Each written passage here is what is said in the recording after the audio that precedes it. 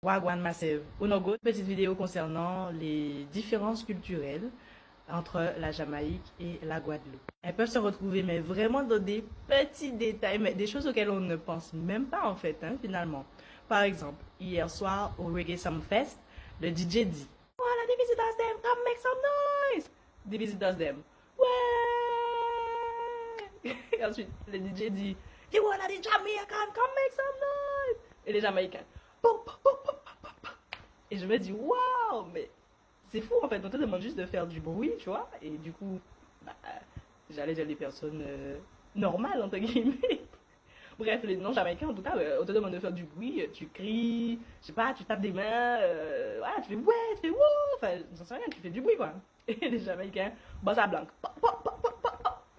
Ouais, autre différence culturelle entre la Guadeloupe et la Jamaïque, c'est le style, le feeling.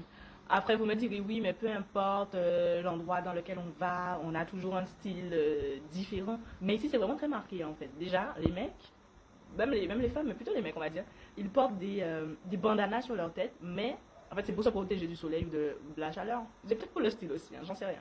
Ils portent des bandanas sur leur tête, mais ils mettent ça genre comme ça, comme ça sur la tête, vraiment posé sur la tête comme ça.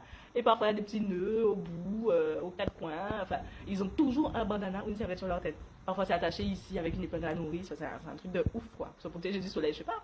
Porte une casquette, porte un chapeau, j'en sais rien. Au niveau du style, les coiffures. Non, mais ça, c'est un truc de ouf. Déjà, moi, bon, avant, j'avais des locks. Donc, pour ceux qui ont lu mon blog, vous savez déjà ce qu'il en était par rapport aux locks. Maintenant que je n'ai plus de locks, mais que j'ai mes cheveux libres, j'ai toujours les cheveux naturels, mais j'ai des cheveux libres. Mais là, je suis grillée. Je suis grillée de ouf en fait, parce qu'ici c'est à base de perruques, wig, faux cheveux, toute qualité, toute qualité. Le seul endroit où j'ai vu des femmes avec des cheveux naturels, c'était au Maroon Territory. Vous vous rendez compte? Vraiment, un petit peu plus largement à Portland, bon le Maroon Territory se trouve à Portland, un petit peu plus largement à Portland, il y avait quelques électrons libres avec des cheveux naturels, je parle toujours des femmes, et c'était fortement apprécié. Mais à Kingston, Montego Bay, niet. Vraiment, niet. Donc là, je suis grillée de ouf. Pourquoi faire des hommes maintenant? Alors, les hommes, c'est un grand délire. Les hommes, c'est un grand délire. Donc, bon, il y a soit les Loxés, les Rastaman, que littéralement, on les appelle les Rastaman. Ou soit, en fait, ils ont des. Je sais même pas comment expliquer. Vous voyez Popcan? Ben voilà, ils sont coiffés comme Popcan. Tout simplement.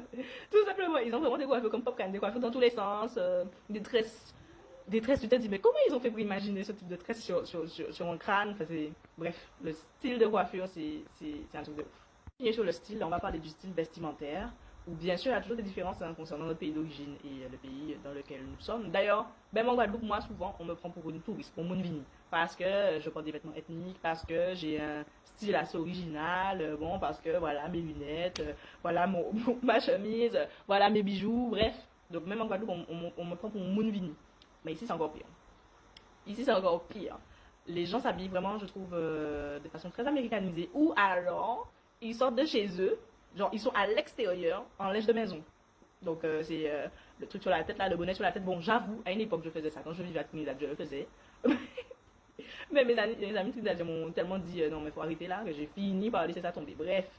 Donc, ils sortent avec le truc sur la tête, avec des, bref, c'est soit linge de maison, soit tenue en mode américain, quoi. Et les seules personnes qui porteront des vêtements ethniques ou des vêtements un peu plus, j'allais dire stylés, bon, c'est stylé de mon point de vue, mais des vêtements un peu plus comme nous, comme moi, nous, enfin, je sais pas, mais comme moi en tout cas, comme les gens que je fréquente en Guadeloupe, mais ce seront aussi les Rastaman.